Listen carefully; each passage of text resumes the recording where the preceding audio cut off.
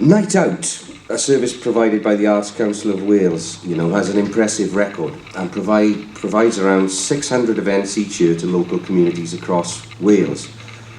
You'll all recognise the importance of work like that. National Rural Touring Forum's mission, working with local communities and venues to promote high-quality events and experiences, is critical and of great interest to me and to the Welsh Government. Because, apart from anything else, in Wales we've got our fair share of what you might call peripheral rural communities. And the Welsh Government works with the Arts Council of Wales on the provision of high-quality arts as best we can, being delivered to those rural communities. Wales is a small but very complicated country, however, and community life takes many forms. It's as much about, and our concerns are as much about valleys communities in a sort of post-industrial landscape as they are about those classic rural villages. Wales has also got the distinction of being a bilingual country, and I understand there are some delegates here from Canada, is that correct? Come on, Canadians, where are you? No? No, they've gone back to Canada. Oh, okay.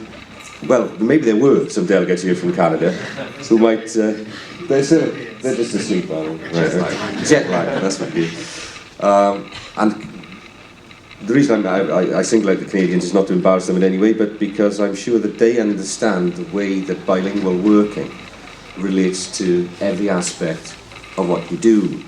And that includes government, and it includes artistic provision as well. My brief is an odd one. It's never been constructed quite like this before. It includes the arts, but it also includes housing and regeneration as well.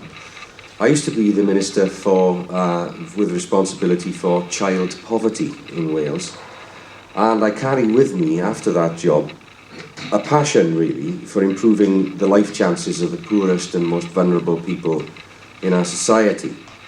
And that chimes well, I think, with the work of NRTF and of the Night Out team as well. We've got shared goals about widening access. You call your conference, in fact, Extending Reach, and that resonates with me. What we need to be involved with is making the arts available to the broadest range of audiences and participants possible, regardless of location, of age, financial means, and notwithstanding any of those physical or learning-related disabilities that people might come to us with, or indeed, as I mentioned, linguistic preference. We want to work with the Arts Council of Wales to reach deep into some of Wales's most disadvantaged communities. We need to foster change, empowerment and ownership to allow people to find their own voices. Bringing together skilled arts professionals with communities and individuals is a fantastically powerful way of doing that. It's unique, authentic, it's life-affirming. I can guarantee to you my own I can recommend to you my own personal experience of seeing young people in my constituency, which is Merthyr Tydfil and Rymney, just 20-odd miles away from here. The horizon-expanding experiences that young people in my community have been exposed to by working with arts professionals is something that is quite, I was going to say touching, but it's not touching really. It really is something that gets to the heart of what we're about. It's something that really does shake you up as a politician and make you realise the real impact that arts provision can have when it reaches people, when it gets to them. Because those young people in particular deserve and they need access to the best arts, whether as an audience or as performers, or as Night Out has shown us, as promoters as well. Exposure to the arts as a way of telling people about the world outside their community through stories, plays, music, dance, or circus even, is important. But also relating the stories of some of our proud heritage here in Wales and relating back the stories of those young people's own communities, which previously they may have been disconnected from or even totally ignorant of, is equally as important.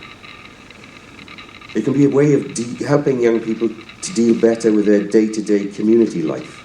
And there's been great work, I know, between Gwent Constabulary and Night Out in that regard.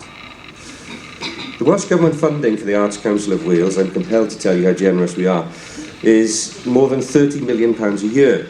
Now, those of you who relate to the Arts Council of England will think that very small beer, but in Wales, what we generally do to scale things up is you multiply by 20.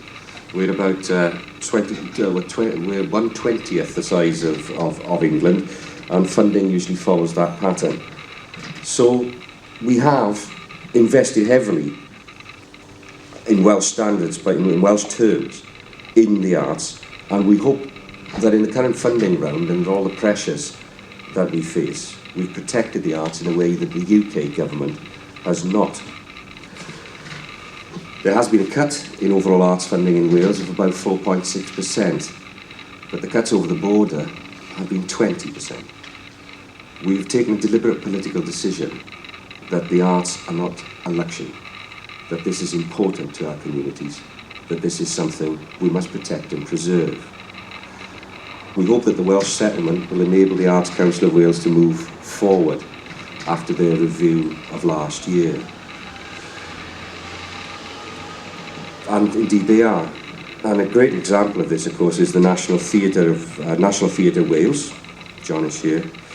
For instance, inviting 200 school children to a dress rehearsal of the first production last year. Of the 200, and just to illustrate the point I was making just a moment ago, of the 200 kids that were asked along to Blackwood Miners Institute, wasn't it?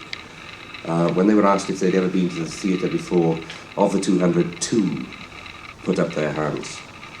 That really is the wealth, that really is the scale of the issues that we're up against, but also, in many ways, a driver for our enthusiasm and our commitment to put that right. The wider challenge that we face is to encourage a spirit of imagination so that the very best arts work for and with, most particularly, our younger citizens. I've got loads of formal stuff here to say, but I think, given the pressure of time and also the impression that has already been made on me in the short time that I've been with you, I might depart from the script for a moment just to say a few other things that occur to me. We're in a very difficult situation, that's the truth of it. And the next 4 or 5 years are going to be a tremendous test for the very idea of devolved government.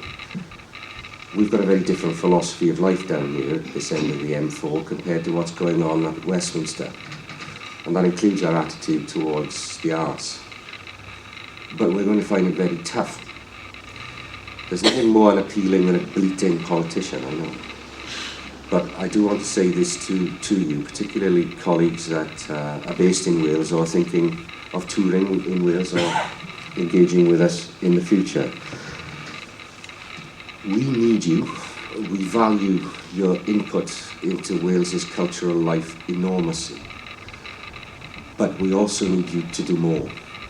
We're all going to have to do more in the face of the maelstrom, really, that is coming our way in terms of levels of public spending and in terms of the sheer affordability that ordinary families are going to face in terms of how they spend their leisure time, how they engage with the arts, how they get to grips with the cultural offer that surrounds them. And more we're going to have to commit ourselves to going to them. There are communities that I represent that simply have so many barriers in the mind between themselves and a good quality arts-based experience that they will never make that journey. But the journey is shortened and that people come to them. Then the spark, and then the realization that things can be different. And John has seen this all through our communities in Wales.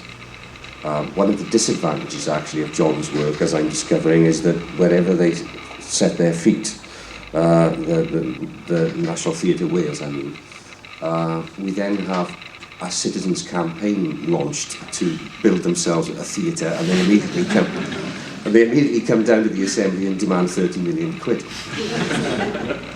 So I hope you don't mind me departing from the published script just for a little while, just to get to the heart of the matter, really. And that is, first of all, that you're very, very welcome here in Wales.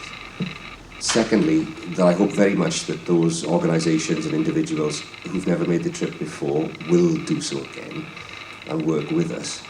And thirdly, to underline that the environment that we hope to grow around appreciation, funding, just the whole atmosphere of government's relationship with the arts community will be, I hope, over the coming years, self-evidently different to that which is going on just a few miles that away.